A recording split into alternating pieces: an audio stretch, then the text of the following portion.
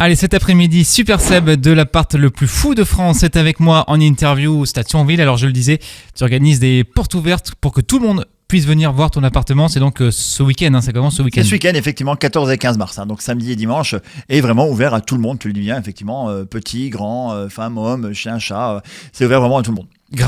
Gratuit, effectivement, avec boissons, manger, des petits jeux, des cadeaux, des choses comme ça. Donc entrée libre, vraiment libre totalement. Alors Thionville, où exactement à Thionville du coup ? Alors Thionville en plein centre en fait, donc c'est la rue du Luxembourg qui est donc qui part du Concorde jusqu'au café de la Moselle.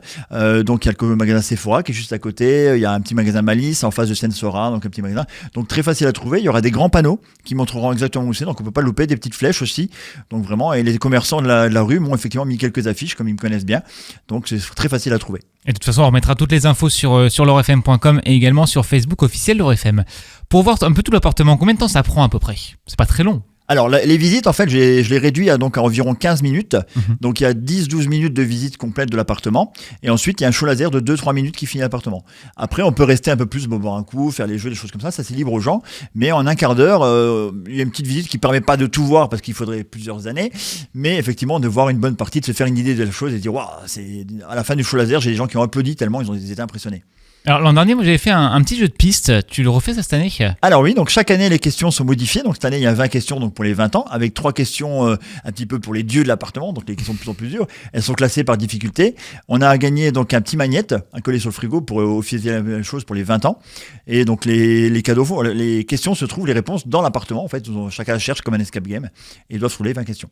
On peut jouer en équipe ou on peut jouer en équipe, on peut se faire aider. Je suis pas chiant du tout, même si on a que 3 réponses, je donne un petit cadeau aussi. Voilà, c'est vraiment histoire que les gens se baladent, les gars, et découvrent encore d'autres choses qu'ils n'auraient pas vues en visite normale. Alors je sais que tu es un grand fan de voyage également, tu as été dans beaucoup de pays du monde. Tu mets également à disposition des photos et des récits d'aventure que tu fais. C'est ça. Alors il y a tout un mur en fait que j'appelle le mur de l'aventure qui est consacré qu'à ça. Donc il y a toutes les photos de voyage, voilà, toutes, ce serait bien dire, il y en a beaucoup et les gens voient en une fois en fait tous les pays que j'ai fait. Donc chaque année je fais d'autres voyages. Là pour info, voilà, en parlant de ça, j'ai fini le projet Disney, donc j'ai fait les 6 Disney du monde déjà. Là je suis sur le projet des 7 merveilles du monde, il m'en reste que 2. Donc j'en ai déjà fait 5 et je continue le projet donc cette année. Et après il y a d'autres voyages qui vont arriver. Donc les gens découvrent ces voyages-là, ils découvrent des objets qui viennent un peu d'insolite, un peu de partout et ça leur permet de voyager aussi. Tu sais combien de pays t'as déjà fait dans le monde ?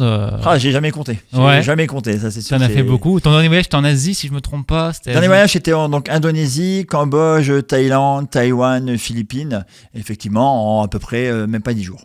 Ouais, donc c'est des voyages assez courts finalement. C'est des voyages très rapides, très courts, effectivement, parce que je sais exactement ce que je veux voir, donc j'accumule ce que j'ai envie de voir, et je vais très très vite pour voir tout ce que j'ai envie de voir. Après, je vais peut-être un petit peu ralentir, voilà, mais le but c'est vraiment de voir ce que je veux. Je suis allé aussi en Jordanie, donc la 5e merveille du monde, il m'en reste encore 2 au Mexique et aux États-Unis.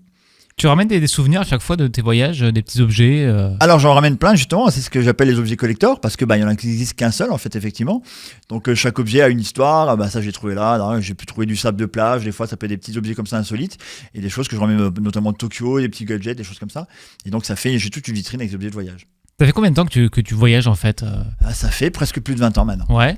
C'est une passion, c'est depuis tout petit, tu t'es dit tiens, c'est je vais passion, voyager. En fait, ça a commencé tout bête quand j'étais petit. En fait, j'ai vu un trait sur une carte qui était au nord d'Amsterdam, au nord des Pays-Bas, et ça m'a intrigué pendant des mois et des mois et des mois. Et dès que j'ai eu ma première voiture, je suis monté directement voir. C'était un pont, et ça m'a donné envie de voir de plus en plus. Je suis parti en voiture jusqu'à Oulu, la Finlande, de la Russie. Enfin, j'étais très très loin, jusqu'à en Turquie, à Istanbul, donc en voiture. Donc c'était vraiment. Et puis après, j'ai découvert l'avion, forcément. Ouais. Et là, je me suis dit, ça m'ouvre encore plus de portes, et j'ai continué. Voilà.